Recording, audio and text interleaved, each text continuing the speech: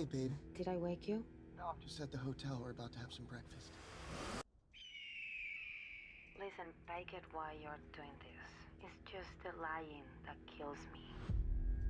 I need you to know that you can tell me anything, David. David? Yeah, I gotta call you right back. Is everything okay? Yeah, everything's fine. Okay, I love you, bye. Hey! What? Look! Go! My name is David Packhouse. I'm 22 years old, and I'm an international arms dealer. 6 months ago, I was a massage therapist in Miami Beach. Sorry, it fell. And now, here I was with my best friend from junior high. I think you should come work for me. I'm against this war. This isn't about being pro-war. This is about being pro-money. How did two 20-something young men land a $300 million Pentagon contract? You told me you guys were selling bed sheets. I also told you that we were selling other stuff too. I thought you meant pillows. Dick Cheney's America!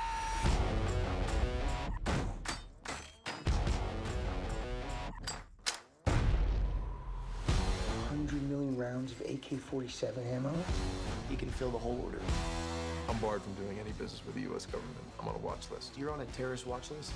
Do you work for Homeland Security? Relax, bro. This is the job, to do business with the people the U.S. government can't do business with directly. Ain't no church in the wild. We're on the verge of making $300 million. Is that legal? It's not illegal. I'm not a bad man, but in certain situations, I have to ask myself, what would a bad man do? Is this safe, driving to Baghdad? Very safe. 50-50. What, like 50% we live, 50% we die? Yes, this is why we drive through the night. It is much safer. How much safer? 50-50. Bro, what the? Ana, thank you so much for being here. Thank you for having me. Congratulations on an incredibly impressive year. That's only got, there's only more to come at this point. Congratulations. Thank you very much. Let's start off by talking about War Dogs, a movie that I caught last week that I love. I love this story. I read the book when it came out. For those of you who don't know, I mean, if you didn't get it from the trailer, it's a true story about two guys who found a loophole in the government and found out that they could bid on selling arms to the United States Army because Dick Cheney had already made a mistake by putting bids in on his own companies. It's just an incredible true story about George Bush and Dick Cheney's America. I personally love it as a liberal. How did you get involved with this movie? What was it like working with Miles Teller? Well, I got involved through a casting process, so that was it. Just casting. Were they looking for specifically a woman with an accent? No, not really. Originally, actually, the part was not written as a Cuban woman or even from Miami. So I felt very flattered that the studio was open to having an actress with accent, which is sometimes a little bit of a struggle in Hollywood. Because I don't know if you know, when I moved to LA 2 years ago, I didn't speak English at all. So forgive me if I make mistakes or I say something weird. 2 years ago, you didn't speak English at all? No. So was Knock Knock your first English language movie? That kind of, yeah. Yeah, it was actually, yeah. So what, well, then let's just backtrack a little bit. What gave you the sort of confidence to move to LA, start an acting career without being able to speak English? I like adventure and challenge, I guess. I don't know. Actually, Hands of Stone, which we'll talk about it after, it was the first movie I did in the US that is coming out now, but that was kind of the project that made me think of maybe it's a good time to move to LA. Okay, you signed on to that movie prior to... Exactly. And that movie's all in Spanish. As you said, we're going to talk Yes. about that movie in a few That's minutes. it. So you get a casting notice, you get brought in the room to meet Todd. Did you do like a chemistry read with Miles before they signed up? I did, yeah. We did a chemistry read, and I think it was great. I think Todd, it was funny because I think he already liked me from a previous audition, and he took me to the side and he said, "Please don't fuck it up. I want you to have this part, so just do it right." Wow. So I was like, no pressure. Does that instill confidence in you, or did that make you nervous? Both. But yeah, it's good to know that, that director wants you to get it, so it was cool. So what was it like for you? We mentioned Hands of Stone, and in Hands of Stone you have these extremely fiery, wonderful arguments and fights with Edgar Ramirez, where you're speaking your native language. Yeah. In here you have these wonderful fights with Miles Teller, where you're speaking English, which I'm sure when you shot this movie, you'd only been speaking for like a year and a half. How did you get through these scenes? Well, I think the Cuban part goes out anyways, like when the fire starts, it's there. But it was definitely a challenge. I was, I had to work very hard with my dialect coach just to make sure that all of you understand what I'm saying in the movie. And then there is a magic thing that happens after, which is ADR, so you can fix all what you do. Did you end up having to do a fair amount of ADR? No, not a fair amount, but some. Yeah. Were you surprised when you went in for the ADR to be like, oh, my English has gotten so much better even since I shot that? Definitely. I actually saw the making of interview the other day, and I was like, oh my God, I sound terrible. And I sound terrible now too, but it's what it is. So you audition, you get on set. What was it like for you on set? Were you nervous? Were they sort of guiding you through it a little bit? Because it's a big studio movie. And it's also a big risk that someone like Todd Phillips is taking, having you in the movie. It's my first studio movie actually, so I was not nervous. It was pretty cool that it's a boys movie, and I'm literally the only girl in the movie. So you're also the girl who's kind of like at home, being like, please come back and at home, stay safe. pregnant with different kind of bellies as the time was passing by. And you could feel that, that energy on set. The days that I was not there, I was told that, oh my God, this is madness. Really? And the days I was there, everyone was chilling and quiet and being nice. And they were like the mommy's here. A bit more on their best behavior when you were around. They were behaving. What was it like for you I mean, you said they were a little more chill, but did you still notice a vibe when you were on set with everyone, that it was like a sort of a boys' crew? No, it was everything pretty cool. I mean, they're all super funny and nice to be around and very good partners. It was very good. Did Miles Teller sort of guide you through it all a little bit, the scenes, considering the sort of English? English? No, not at all. I think Todd is a very smart director, and he controls very good the rhythm, especially in comedy, and he knew all the time what he wanted to do, and he was very specific, and we would play around with the scene and find our ways to do things, but at the end he knew what he wanted to do. So when you would play around with the scene, would you like improvise? Kind of, not changing the lines. We would stick to the dialogue, but just finding our actions and on set. We were stuck on set, which was an apartment for a long time. So yeah, you're in like a tiny apartment. Exactly. Was that a studio, or was that actually? That was so they built out a studio for that apartment? The Miami apartment, when we get super wealthy and rich with that money, it was a real house, it was a real apartment. Oh, there's a real condo in Miami. Yeah. What was it like working with Jonah Hill? You only have like one or two, I think, scenes with him. But what was it like working with him? It was great. I mean, Jonah just makes me laugh just looking at him. So well, the scene that you're in with him has what I think to be like the funniest moment in the movie, and it's this really small thing where like one of your friends says, "Hey man," to him, and he mimics him and goes, "Hey man," and it's like the silliest, dumbest moment. It's such a flash, but it's like this guy is. We're at dinner talking about him, and he shows up, and this is the guy we were talking about. Yeah, his character's just such an asshole. He's an asshole. Yeah. Yes, he's definitely an asshole. No scruples, no nothing, and he is, he gets Miles in a moment of his life that he doesn't know what to do. He's ashamed that he's being, masseuse therapist. He's frustrated. He's still, looking for, what to do with his life. So it was easy for Ephraim, Jonah's part, to get on his head and make him do these things. I think your first sort of big movie or American movie that kind of put you on the map was Eli Roth's Knock Knock with Keanu Reeves, right? How did you come across that project? Because was that before Hands of Stone? No, that was after. Really? Yeah. That was after Hands of Stone. Yeah, Hands of Stone is a long story. Wow. Well, then maybe we should get to the Hands of Stone story, and then we can move on from there. Coming out, I think, is Hands of Stone coming out this week? Is it Friday? So this Friday, last Friday you had War Dogs. This Friday, you have Hands of Stone, both really great performances by you. Let's look at the trailer of Hands of Stone, and then we'll talk about that, and then everything that happened after it. Can you roll that trailer? Okay. I've trained more world champs than anyone else in boxing history. I haven't stepped into a ring for more than a decade. In 66 seconds, Roberto Duran changed my life.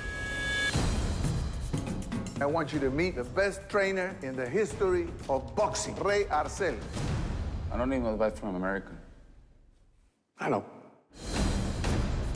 He grew up in the streets, fought everything, hating everybody. He's wild. You can help him, Ray. You can make him a champ. Slow down. Then go.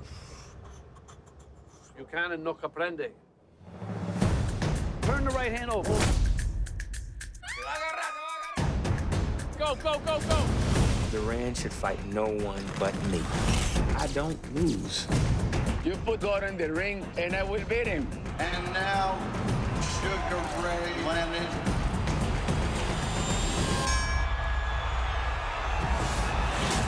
He's running in circles around you.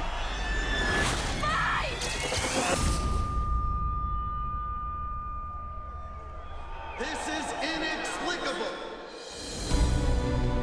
I work on my life. I didn't have any food when I was a kid. I'm hungry. I don't want to be hungry anymore. No mas. He needs a comeback. Roberto Duran, the man with the hands of stone. We are in for a serious fight.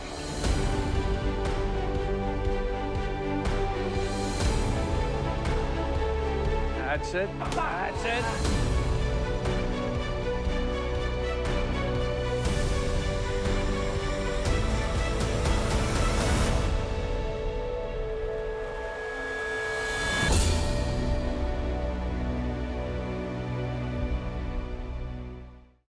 Now, I've seen that movie, and it's awesome. It's so good. So that movie was before everything else. Can you talk about how this started for you? I think they were looking for a Latin girl to play Panamanian, so they were just casting all over the world, wherever. And I was at that time living in Madrid, and I came to LA and I did the audition again. And you were doing Spanish movies, movies in Spain at that point, yes. right? Or television shows, I think? Both, yeah. Both, yeah. Yeah. So it was a year after from that audition that we start shooting the movie. So when did you shoot the movie? When it was, I think, like 2 years ago. 2 years ago in Panama. It was a beautiful, long process that was spent around 3 months in Panama. Edgar and I went to Panama before the rest of the crew and cast because he had to train. And I wanted to spend as much time as possible with the family, with him, and also getting the Panamanian accent and just getting ready and in the mood for, everything. And that's what we did. Can I ask you? I asked Edgar this. How does the Panamanian accent, how is it different than a Spanish accent, than a Cuban accent? Panamanians are like, they sound like they don't have any accent. Oh, wow. It's like, I would say in Spanish, it would be very, very neutral. Like they have no, Cubans are very loud and musical. and Spanish as well, all the thieves and all that thing that stereotype of the Spanish accent is very true, yeah. Yeah. But it's definitely Panamanian closer to Cuban than Spanish. And so in this movie, you're playing Roberto Duran's real wife, who I think he's still married to her? They are still married. They're around 60 years old, and they're insanely in love with each other, and it's a beautiful thing to watch. Did you spend time with them?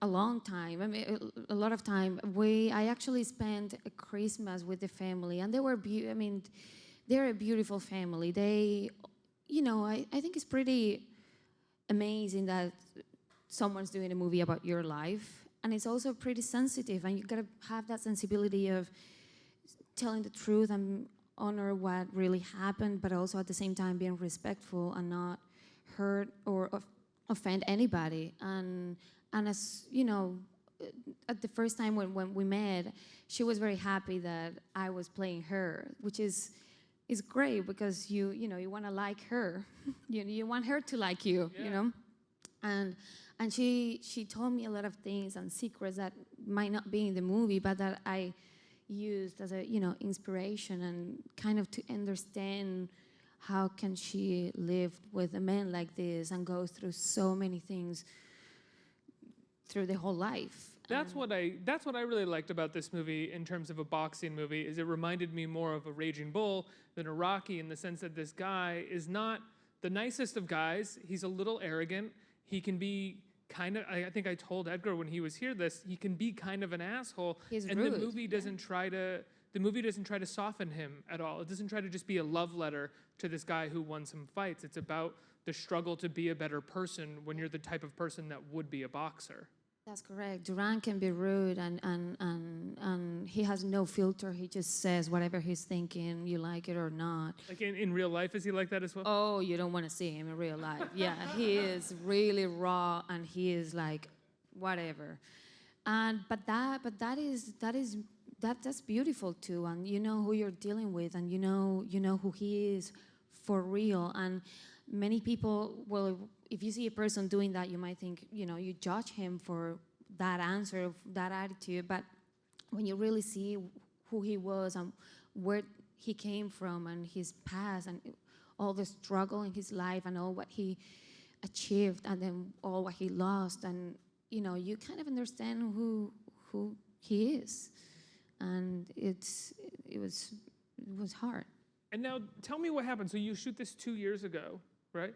And and then was Knock Knock right after that? Right after. Actually, we finished the movie and I came to LA kind of to meet my team, new agents, and Because you got because of Hands of Stone, you got like a new sort of U.S. team, yeah. Yeah, which team that I met, and I didn't speak English. I was just nodding at the meeting, like. Did they have a moment great. where they had signed you and brought you to the room and went, oh, she doesn't speak English? Exactly. Yeah. So, what? Oh, so we were doing reshoots, and I was leaving to the airport, and I see that this is things that happens in LA, and I see this crazy producer in the middle of the street, and she starts screaming and yelling at me, oh my God, this is an emergency. I need you to meet this director right now. And I was like, no, I'm going to the airport. And he said, no, you're meeting this director. And that director was Eli Roth. So I met him actually like a couple hours before I got on a plane to go back to Panama to do reshoots. He was like, I want you to be in Knock Knock? Yeah. That's amazing. And now, that never happens in LA. It's like once in a lifetime, I think. And what was it like for you doing Knock Knock? Because Knock Knock is an interesting movie for a new actress in LA coming from a movie like this to sort of jump into. It's like a little exploitational. It's a like kind of a horror movie, but not really. It has like a bunch of steamy sex scenes. It has like some murder in it, some torture. Yes. What were your thoughts going into the movie? I mean, I love Knock Knock. I'm not knocking it. I thought Knock Knock was great.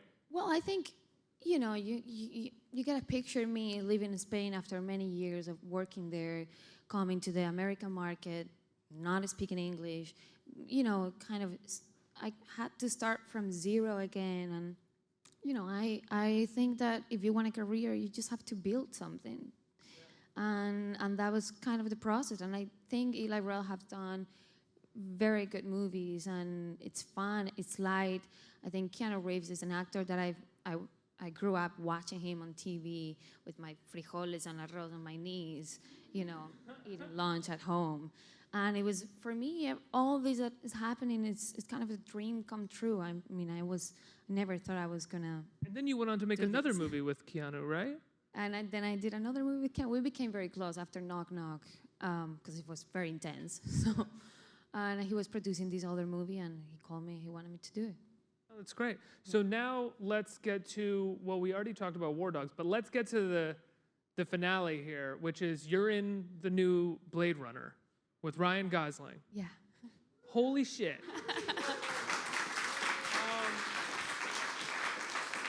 And the new Blade Runner, who is directed by, I think, the sort of best mainstream filmmaker working right now, Denis Villeneuve. Villeneuve? I said Villeneuve. Villeneuve, right? Don't ask me, I'm Cuban. I don't know how to say things. Well, whatever. He's Quebecian. I'm not Quebec. Like, I don't need to know how to say it.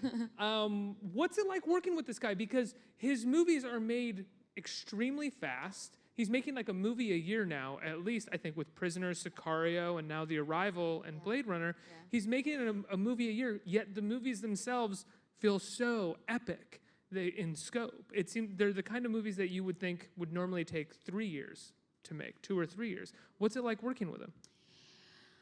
I'm in love with Denis. Really, I feel so inspired by him. He is truly a genius, and every day on set, it's a beautiful process to be part of and to watch from the outside. And he is just really thinking, and every day it's like we create every scene every day. Every morning we just do like a brainstorming things, and everyone is even on a movie like Blade Runner, he's like allows that much freedom. Yeah. Wow. Yeah.